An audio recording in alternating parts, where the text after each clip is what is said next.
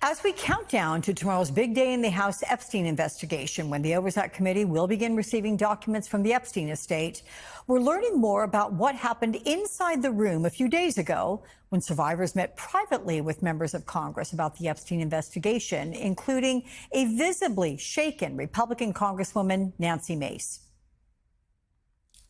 Oh, it was absolutely surreal and empowering. It was the most important moment of my life.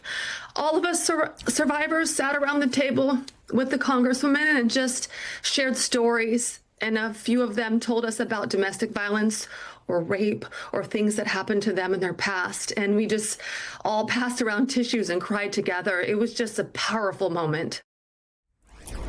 Joining me now, Holly Baltz, former investigations editor at Palm Beach Post, her very last article before her retirement. Jeffrey Epstein case. These four women might know whether there is a client list. Got to tell you, I'm sorry to say the word former when introducing you, but I'm glad I did. This article, though, mic drop, girl. Wow. I am congratulating you on your retirement, but let's go through this article. Because first, your thoughts on what Lisa Phillips told me today. We just heard part of that. And the spectacle of survivors standing in strength and unity on Capitol Hill. What'd you think? Oh, they got a voice, finally, and a very strong, cohesive one. I thought it was really interesting that they're talking about compiling their own confidential list, client list. And, you know, when people were like, why don't you release it? And they said they were afraid. And that makes perfect sense, because if you could see some of the things that Epstein did to the initial survivors in the initial investigation, you know, they have reason to be afraid. So let's go through the women that you write about, all named and given immunity in Epstein's plea deal. There are four. We start with first Sarah Kellen Vickers, also described in court documents as a survivor who scheduled many, quote, massage appointments. What was her role? When the girls would bring their friends, Sarah Vickers would pay them, lead them up to the massage room sometimes, and then call them and schedule them. They were often asked to give her their phone number so she could get back in touch. Okay. Nadia Marchenko, who Epstein reportedly referred to as his Slovakian sex slave. And according to Palm Beach police records, she might have information about flight logs and passengers. We should note she has not been charged criminally. Right. She has immunity. She has a pilot's license or had one.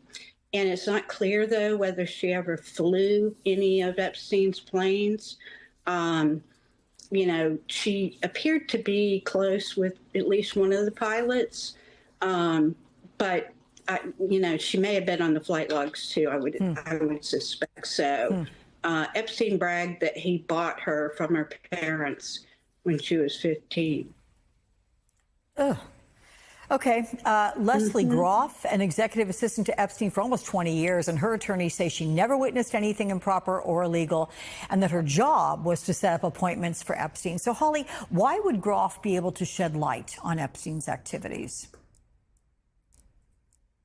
Well, he even described her when she got pregnant. He went to extra lengths to keep her working for him, kind of like, I can't remember the word, but like his right-hand person. You know, she knew what was going on at all of his properties and so forth. So, again, this might be a person who would know if there are clients. And the last name, Adriana Ross, also known as Muchinska. I don't know if I spelled or pronounced that correctly, but apparently one of the most silent ones with regard to any sort of publicity. So just very quickly, anything with her, how she factors into this? Well, you know, I wasn't able to find out a whole lot about her. She wasn't named much in the documents.